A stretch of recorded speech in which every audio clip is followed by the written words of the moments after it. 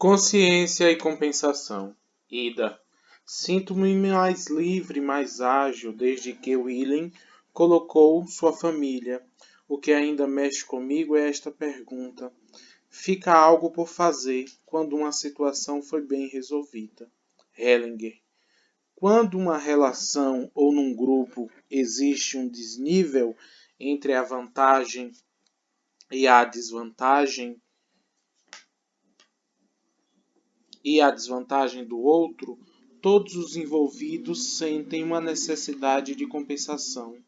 Eles a experimentam como uma reivindicação da consciência, a que obedecem, consciente ou instintivamente. Por conseguinte, também nessa forma especial, vivenciamos a consciência como sentido de equilíbrio e de compensação.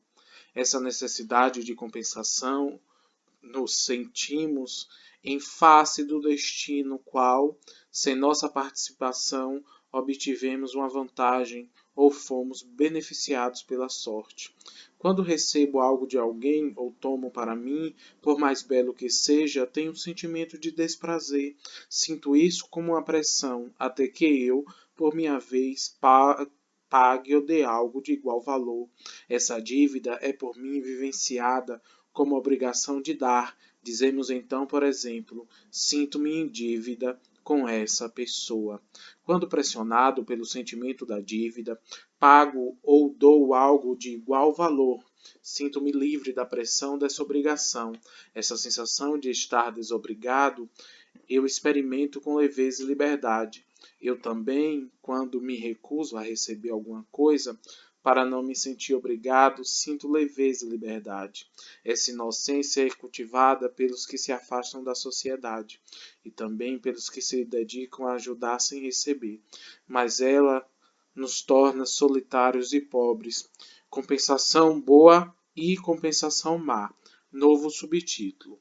Numa relação de casal, quando uma mulher dá algo ao homem e com isso lhe mostra o seu amor, o homem fica sob pressão, até que também lhe dê algo em retorno. Porém, como também a alma dá-lhe pouco mais do que recebeu, agora é ela que fica sob pressão.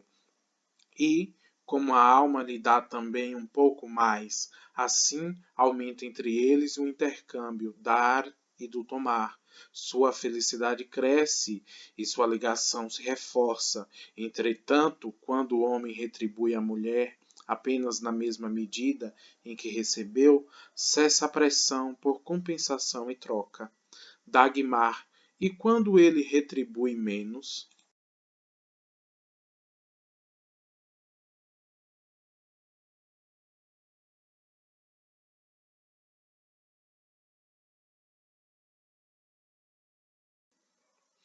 Hellinger. Quando um parceiro dá menos do que toma, coloca em risco a relação. Ilustro com um exemplo. A alternância entre dar e tomar, assim com seu incremento, pode ser comparada ao caminhar para frente. Quando quero avançar, preciso estar em constante mudança, saindo do equilíbrio e voltando a ele. Quando saio do equilíbrio sem compensá-lo imediatamente, caio e fico estirado no chão. O mesmo se passa numa relação entre parceiros, quando um dá e o outro se nega a tomar e a equiparar. Quando nos limitamos a manter o equilíbrio, por exemplo, numa relação de casal, retribuindo apenas na medida do que recebemos e sem aumentar o dom, ficamos estacionados. Quando numa relação uma pessoa dá menos do que toma, a outra também lhe dará menos. Então, a troca diminui e, em lugar de progredir, eles regridem e sua felicidade e sua ligação diminuem. Bridget, e o que acontece quando alguém me faz algo de mal?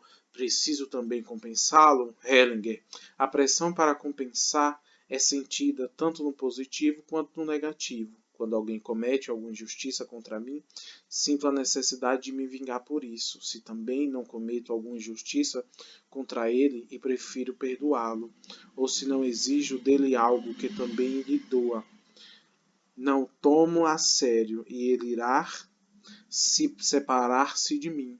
Quando me vingo adequadamente, eu sou ressarcido, permaneço em relação com ele.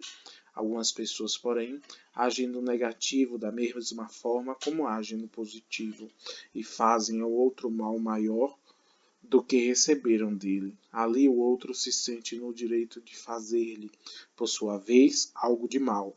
Assim o intercâmbio também cresce no mal, e com eles crescem também o sofrimento e a infelicidade.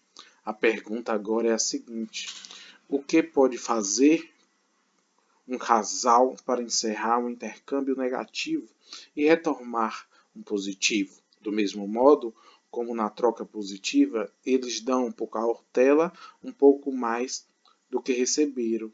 Assim, também na negativa, o bem do amor devem retribuir por precaução um pouco menos do que receberam. Então cessa a troca negativa e pode recomeçar a positiva.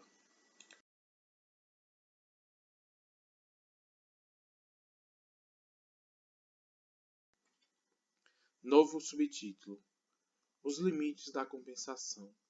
Aquilo que é válido no interior dos grupos é frequentemente transferido para Deus, e o destino, quando, por exemplo, uma pessoa é salva de um perigo em que outras pereceram, ela quer pagar por isso a Deus e ao destino, como se os tivesse diante de si como pessoas cujas boas graças poderiam conseguir através dessa compensação. Então, ela se limita criando um sintoma ou sacrificando algo valioso para ela, ou ainda alguma outra pessoa se sacrifica em seu lugar, por exemplo, um filho. Outras vezes, um parceiro não toma o outro quando este já teve um vínculo anterior, mesmo com pessoa já falecida, porque o teve à custa dessa pessoa. Ou ainda, os filhos de um segundo matrimônio não tomam os seus pais ou se limitam e punem a si mesmo porque outros lhes cederam o lugar. É ainda pior quando se consideram escolhidos e se gabam de sua sorte quando o destino lhes foi favorável. Então sua sorte muda, seja como for o que expliquemos, por isso não é suportado por eles nem por outras pessoas. Novo subtítulo: Compensar por meio do agradecimento e da humildade. A única maneira adequada de receber algo do destino é tomar como um presente o bem que nos toca sem merecimentos. Isso significa agradecer. Agradecer é tomar sem soberba. É uma forma de compensar sem pagamento. Agradecer assim é totalmente diferente de dizer obrigado. Quando dou algo a uma pessoa e ela apenas agradece, é muito pouco. Mas quando fica radiante e diz: é um belo presente, ela agradeceu e honrou a mim e a dádiva. Em contraposição, dizer obrigado é frequentemente apenas um substitutivo do verdadeiro agradecimento. Algumas pessoas agem assim também, com Deus e o destino. Dizem obrigado em vez de receber com amor o presente.